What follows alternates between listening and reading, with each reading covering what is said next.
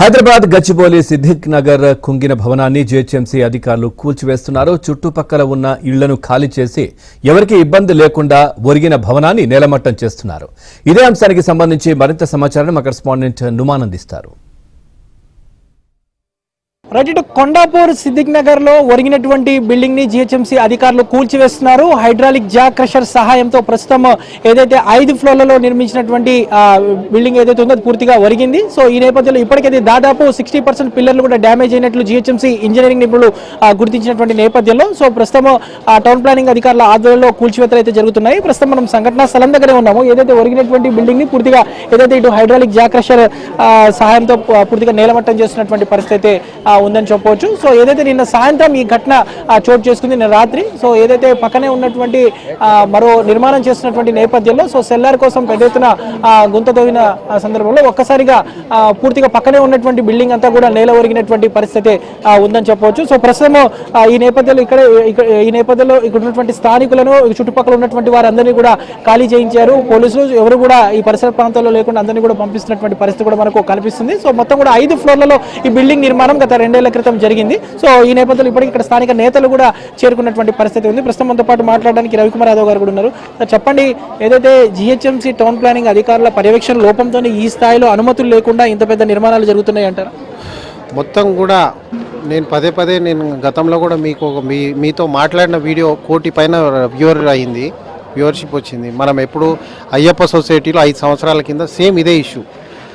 గరీబ్ వాళ్ళు చాలామంది ఇక్కడ పేద ప్రజలు 100 గజాలు 200 గజాల్లో G+2 G+1 పర్మిషన్ తీసుకొని కడతారు.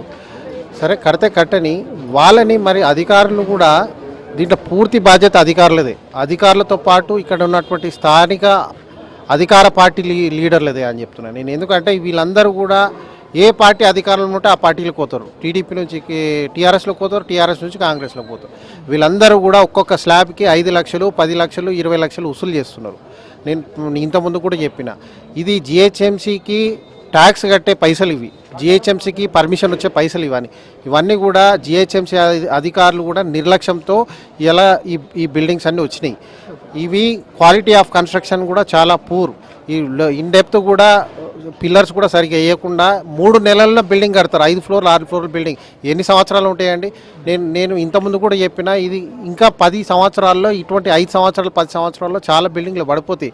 సో ఇప్పుడే నేను చెప్పేది ఏంటంటే, హైడ్రా అధికారులకి ఇవన్నీ కూడా ఐడెంటిఫై చేసి మీరు తక్షణమే కూల్చేయాలని చెప్పి నేను తెలియజేస్తున్నా. సో నిన్న ప్రమాదం జరగలేదు కాబట్టి సరిపోయింది. సో ప్రమాదం భారీగా జరుగుంటే పరిస్థితి ఏంటి? అసలు ఇక్కడ వెళ్ళడానికే అవకాశం లేదు, ఒక వెహికల్ ఫైర్ ఇంజిన్ వెళ్ళడానికి అవకాశం లేనటువంటి పరిస్థితి. అలాంటి ప్రాంతాల్లో దాదాపు 5 ఫ్లోర్లు 6 ఫ్లోర్లు 7 ఫ్లోర్లు అంటే వెలుస్తున్నాయి. సో ఇవన్నీ కూడా 100 గజాలు 70 గజాల్లో 5 ఫ్లోర్లు 6 ఫ్లోర్లు కట్టిర్రు. ఇక్కడ డ్రైనేజు వాస్తవంగా G+1కే ఇంతకుముందుకు ఆ ఫెసిలిటీ ఉండే.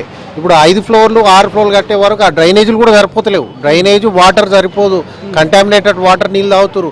ఇది మేము ఎలక్షన్ కన్నా ముందు చెప్పినాం, మళ్ళీ చెప్తున్నాం. ఇది మొత్తం కూడా ఇప్పుడు ఆ మిషన్ తీసుకొచ్చిర్రు. అదంతా లాస్ ఎవరికండి?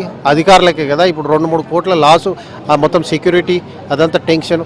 మరి ఇదంతా ముందే ఐడెంటిఫై చేసి కూలగొడితే బాగుండేది. సో అధికారులు ఇప్పుడన్నా మీరు కళ్ళు తెరిచి ఈ ప్రాంతంలో ఉన్నటువంటి ఇల్లీగల్ కన్స్ట్రక్షన్స్ 6 ఫ్లోర్లు 7 ఫ్లోర్లు 8 ఫ్లోర్లు ఏవైతున్నాయో అవన్నీ ఐడెంటిఫై చేసి తక్షణమే దానికి నోటీసులు ఇచ్చి యాక్షన్ తీసుకోవాలని చెప్పి మేము భారతీయ జనతా పార్టీ తరఫున డిమాండ్ చేస్తున్నాం. మొత్తానికైతే ఇటు కూల్చివేత అయితే కొనసాగుతుంది.